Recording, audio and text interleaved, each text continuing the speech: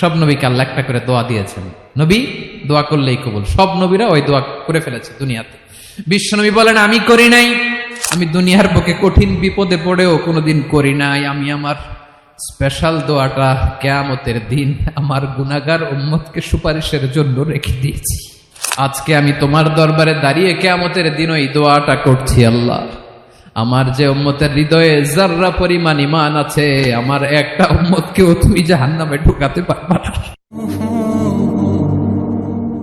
বিশ্বনবী একবার ছাগলের রান খাচ্ছিলেন, খেতে খেতে বিশ্বনবী বলেন আনা সাইয়্যিদুন নাসি ইয়াউমাল কিয়ামা, আমি কিয়ামতের দিন সর্বশ্রেষ্ঠ হব, মানুষের মধ্যে সর্বশ্রেষ্ঠ সেরা আমি বিশ্বনবী। আলহামদুলিল্লাহ পড়েন।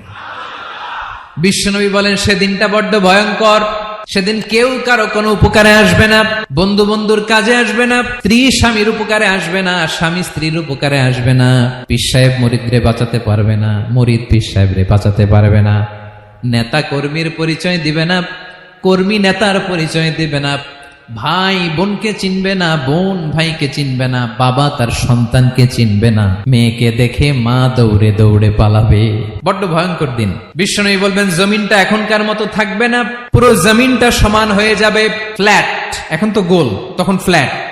সবাই এক জমিনের উপরে দাঁড়াবে, সূর্যটা মাথার কাছে চলে আসবে, সূর্যের গরমে মানুষের মাথার মগজ গলে গলে কানের ছিদ্র নাকের ছিদ্র দিয়ে বেয়ে বেয়ে পড়বে।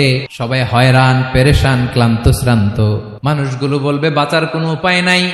50,000 বছর মানুষ এরকম দৌড়াবে, চিৎকার করবে, কাঁদবে, বাঁচার কোনো উপায় নাই। সবাই বলবে আহ, আল্লাহ যদি বিচারটা শুরু করতো, যা হবার হবে, আগে বিচার শুরু করুন। বিচারই শুরু হয় না, বিচার শুরু হইতেই 50,000 বছর। আল্লাহ, 50,000 বছর, 5,000, 15,000 না, 50,000 বছর এরকম যাবে। মানুষগুলো কাঁদতে কাঁদতে বলবে চলো আমরা আদম আলাইহিস সালামের কাছে যাই, যেন আল্লাহরে যে সুপারিশ করে, আল্লাহ আপনি বিচার শুরু